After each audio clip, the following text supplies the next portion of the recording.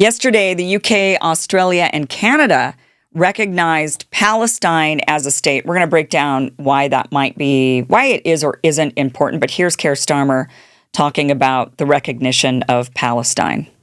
In the face of the growing horror in the Middle East, we are acting to keep alive the possibility of peace and a two-state solution. That means a safe and secure Israel alongside a viable Palestinian state. At the moment, we have neither. Ordinary people, Israeli and Palestinian, deserve to live in peace, to try to rebuild their lives free from violence and suffering. That's what the British people desperately want to see. Yet, almost 2 years after the barbaric attacks of October the 7th, hostages are still held by the terrorists of Hamas. Recent images show the hostages suffering and emaciated. Hamas even refuse to release all the bodies of the dead. I have met British families of the hostages. I see the torture that they endure each and every day. Pain that strikes deep in people's hearts across Israel and here in the United Kingdom. The hostages must be released immediately, and we will keep fighting to bring them home. Let's be frank. Hamas is a brutal terror organization.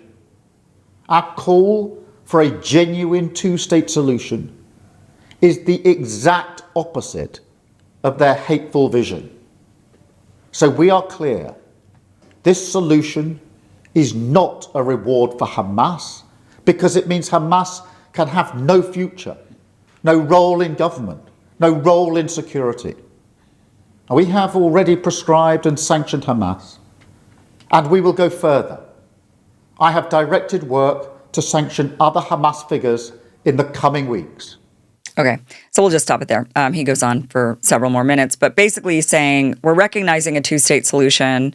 We're recognizing the state of Palestine because we're recognizing a two-state solution, and essentially the Israelis are not acting like it's a two-state solution. So to preserve the possibility of a two-state solution, we're recognizing Palestine as a state. And he's going on to say, and this is not a reward for Hamas, because that's what the Israelis, of course, are saying. This is not a reward for Hamas because in a two-state solution, Hamas cannot exist. They would be eradicated. So that's kind of his defense as to, to the Israelis that are saying, how dare you? You're just rewarding Hamas. You're making them win. He's saying that's not true. They don't win in a two-state solution. They don't win in a recognized state of Palestine. Here's Australia recognizing Palestine. Effective today, Sunday, the 21st of September 2025, the Commonwealth of Australia recognises the state of Palestine. We have had in Australia a long-term position on a bipartisan basis of two states. One of those states is, of course, Israel. The other, of course, is Palestine. And this recognition being announced today in sync with our international partners, the United Kingdom and Canada, means that 3 of the Five Eyes nations are all making this decision today. We recognise the legitimate and long-held aspirations of the people of Palestine of a state of their own. And in doing so, we reaffirm Australia's long-standing position of two states, the state of Israel and the state of Palestine, living side by side behind internationally recognised borders in peace and security. Our act of recognition is based on the commitments received from the Palestinian Authority, including that the terrorists of Hamas cannot govern Gaza again. Palestine recognises Israel's right to exist in peace and security, and the Palestinian Authority will demilitarise and hold democratic elections, driving broader reform to governance, finance and education. Okay, so again saying we're supporting of a two-state solution. And this is Mark Carney for Canada, saying Canada recognizes the state of Palestine. Canada and offers our partnership in building the promise of a peaceful future for both the state of Palestine and the state of Israel. I'm not sure why these countries didn't recognize the state of Palestine to begin with.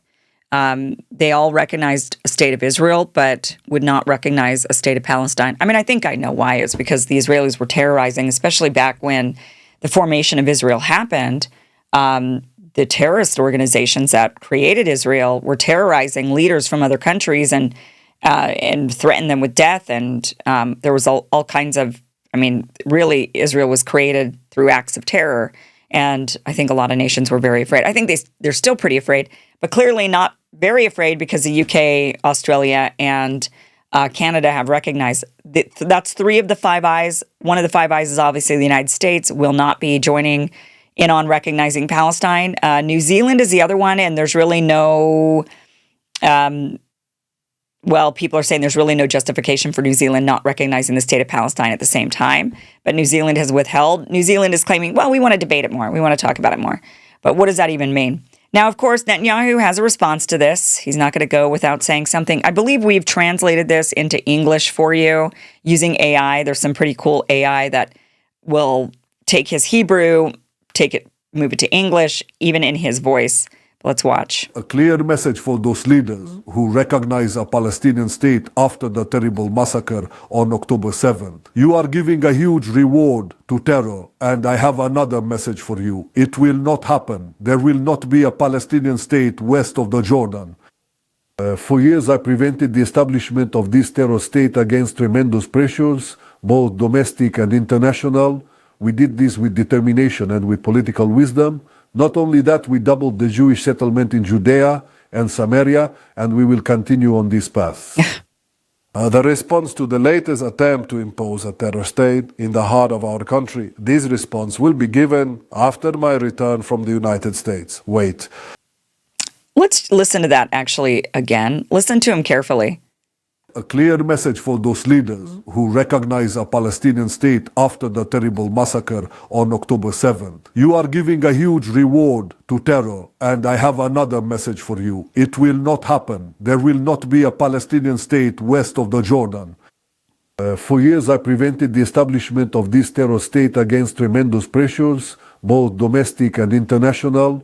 We did this with determination and with political wisdom. Not only that, we doubled the Jewish settlement in Judea and Samaria, and we will continue on this path. Okay. So he says there won't be a Palestinian state west of the Jordan. So that is, there will be no Palestinian state. He's basically saying Jordan is the Palestinian state, and that there will be, west of the Jordan is the West Bank. That's why it's called the West Bank. And Gaza, these are all west of Jordan, of the Jordan River. So he's saying there will not be a Palestinian he's saying Israel will take all the land. Israel wants all the land. And he's also saying we have doubled our settlements and we're going to continue to do so. So he's saying we're going to take the West Bank and we're going to take all of Gaza. And you guys now, what he's trying to throw in the faces of everybody, which nations have been calling for a 2-state solution forever. And the Palestinians have always said, you can't negotiate with the Israelis because they don't actually want a 2-state solution. And it's true. Netanyahu's saying right here, they don't want a 2-state solution. His idea of a 2-state solution is Israel takes all the land and the Arabs need to get the hell out. And the Arabs can go to live in one of the other Arab lands. The problem is, for the other Arab nations, is they shouldn't be this naive to believe that once Israel gets all of the current land that they're wanting to take, including the West Bank and Gaza, that it will stop there. That would be the most naive thing to believe. And, once they try to take Lebanon and Syria, they'll say, well, we're surrounded by all these mean Arabs. We have to. So I thought French President Emmanuel Macron, he kind of reiterates why France and why these other countries are recognizing the state of Palestine. And I think he makes sense here. One of the key elements which triggered my decision to announce in July the perspective of the recognition for the 22nd of September is a vote of the Knesset. When the Knesset decided to start the settlements again in West Bank, it was the best evidence of the fact that they don't want to fight against Hamas. There is no Hamas in West Bank. They just want to destroy the existing political bodies and the possibility of a 2 states. And I really believe this is a terrible mistake for Israel itself, because in doing so, they just kill any other perspective that war. So he says, look, the evidence, France recognized the state of Palestine in July. And France says, and Emmanuel Macron is saying, the reason why we did this is because the Knesset, the Israeli government, voted to restart building settlements in the West Bank. So it had nothing to do with Hamas. It had everything to do with, they just want the land. They're just taking everything. So we had to recognize the state of Palestine and go for a two-state solution. I want to point out, I think the big thing to talk about with this, so why are they recognizing a state of Palestine? What will it really effectively do? Nothing. It won't really effectively do anything. What it is showing is that big, powerful countries are against Israel. That is what it's showing. They're saying, we've had enough of you. We don't agree with you. We're now recognizing Palestine. You keep using October 7th and burned babies and beheaded babies. You know, you keep trying to use all these things against us, but we're watching you commit a genocide and we don't agree with you. And so we're recognizing the state of Palestine. So all it's really doing is signaling to Israel, you are increasingly isolated in the world. It won't actually do anything for the Palestinian people. It doesn't actually effectively do anything. The Israelis are still going to commit genocide. They're still going to ethnically cleanse, and they're still going to take the land. But one thing I find really interesting. So I want to show you, now Italy has not recognized the state of Palestine. Italy has instead, which the Italians are pretty mad about. In fact, let me show you. This is some people rioting in the Milan Central Station today, and people all across Italy have done a general protest. So these are some rioters that are destroying some stuff. But this is some of the general protests that have gone on throughout Italy today in Milan, Rome, Bologna. There's been some all over Genoa, all over the country has been a general strike, and the Italians have come out in the streets. And one of the things they're pretty upset about is that Meloni won't actually recognize the state of Palestine, and the Italians really want her to, because the Italians have quite a strong affinity towards the Palestinians. I'd say more so than the other countries. They have a lot more in common. You have to remember the Romans took over that region for a long time. They both have strong religious and historical ties to the Holy Land. They're both, you know, they love their olive trees and olive oil, and they have a really shared. They even look alike. I mean, they share a lot, the Italians and the Palestinians. In fact, when I was in Palestine, that really struck me. What really stood out to me was how closely, now this is in Bologna, Italy, the students have flooded the streets. Bologna has the oldest university in the world, continuously operating university in the world, and this is Bologna, and the students have come pouring out into the streets. But really, the Italians are everywhere. But one thing that really struck me when I was in Italy is, and then when I was in Palestine, was how similar the people are. Passionate people, friendly people, will feed you way too much food, love their olive oil. The only difference is the Italians are Catholics, very religiously Catholic, and the Palestinians are religiously, for the most part, Muslim. There are Catholic and Christian Palestinians, and there's also Muslim Italians that I know. So, there's of course there's some variety there, but for the most part, they share quite a bit of common ancestry even, and a lot of common culture, I would say. But the Italians are up in arms. One thing I've noticed about this, though, is with the Italians coming out and these protests being visible on social media, is a lot of people, particularly on the right, and those who are really, really against immigration right now, those who are really calling out immigration, they're seeing the Italians in the streets for Palestine, and they're saying, look at these idiots. When their countries are flooded with these Arabs, these idiots will find out, and when these Arabs commit all these crimes, then these Italians are going to realize they've made a mistake supporting the wrong people. Now, let's just break down the logic in that for just a few seconds. So these people on the right are saying the Europeans have gone mad because the Europeans are supporting the Arabs, because they're supporting Palestine, and they're against Israel's genocide of Palestine. They're against Israel's ethnic cleansing of Palestine. And so therefore the Europeans have lost their marbles, because don't they realize that all these Arabs in their countries are ruining the joint? Right? This is what they're saying. Maybe they do. And maybe that's why they're protesting on behalf of Palestine. Because guess what causes the Arabs to flood into Europe? Oh, war, ethnic cleansing, genocide, pushing all the people out. Right? Where are the Israelis trying to push these people out to? Europe, right? They're going around to all these countries and saying, we want you each group to take 30,000 of them.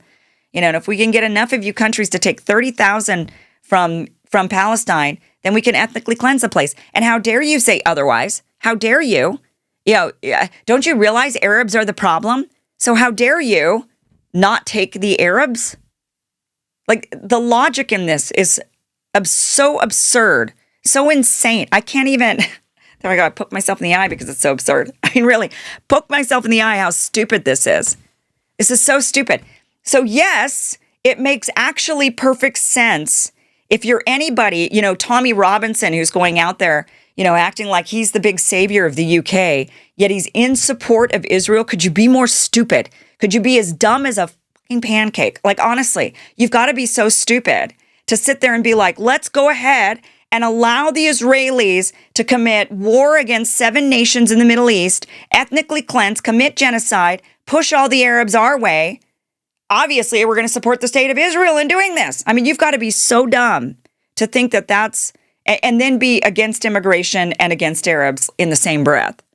Like, the best way to protect your nation from immigration, from all of these Arabs flooding in, is to stop the Israelis from causing them to flood into your nation, bonehead. I mean, I'm sorry. I know I shouldn't want to call them names, and I shouldn't, but I mean, I just am so fed up with how stupid people are.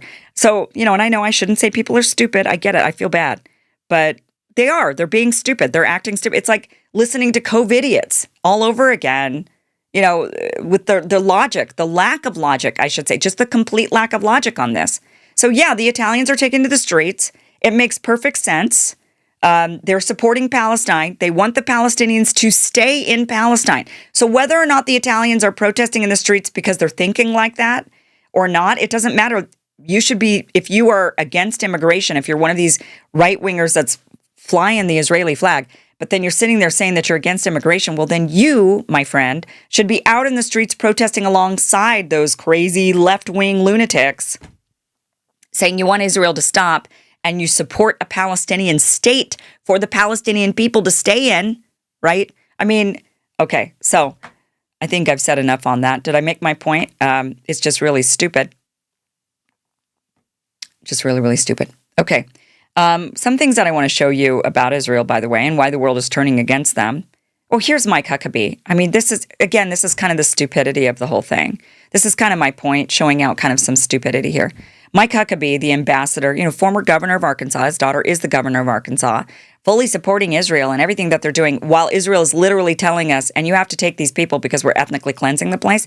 And by the way, then you're going to have to take over Gaza and pay for it and rebuild it for us because, well, we're in charge. So Mike Huckabee literally says here that you're not allowed to insult Israel. You're not allowed to be against Israel because it would be the same, because Israel is the United States' wife. You can't make this up. He's literally saying this. This is a nation that is the most resilient I've ever seen on earth.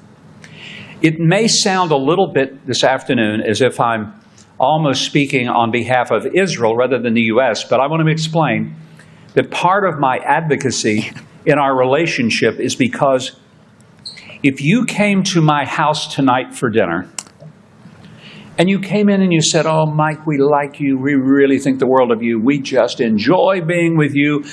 We're so excited to be here with you and have dinner with you. But your wife, we can't stand her. We don't like her a bit. I hope she's not going to be at the table." I would say, well, she will be. You won't be. Get out. What? I cannot. I mean, what is stupid? If you were to insult my partner, you have insulted me. Oh, shut up. Just shut up, Mike Huckabee. I mean, give me a break. No, Israel is not our wife. And if they are, I want a divorce. I want a divorce. I want a divorce.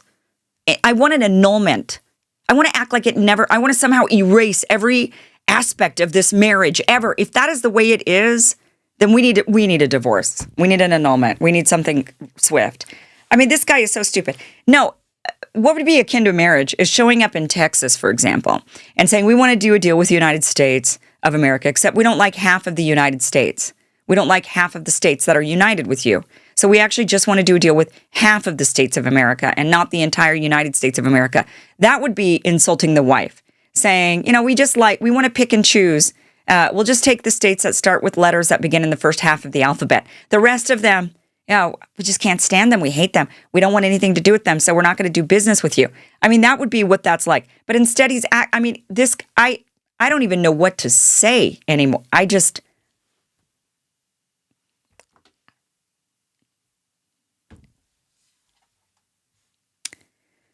I'm trying really hard not to just hate everybody lately. Just the hypocrisy coming from everybody, the derangement syndrome that has happened.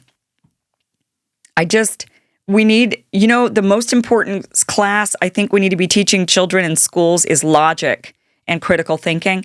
I think that's, forget STEM. Forget STEM at this point. We need logic and critical thinking. And in fact, we need to force all of our lawmakers to take those classes first. They need to be first in line, signing up at the elementary schools, because they really need an elementary understanding of critical thinking and logic. And that would be, maybe that would help us avoid all of the tyranny that we see, the craziness when it comes, lack of logic, the craziness, the absurdity.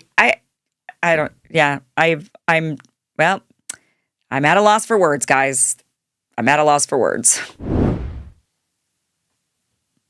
Thank you for watching this clip from the full Kim Iversen Show, which you can catch Monday through Friday, 2 p.m. Pacific, 5 p.m. Eastern at KimIversonShow.com. It is free for you to watch. Again, 2 p.m. Pacific, 5 p.m. Eastern, KimIversonShow.com. See you there.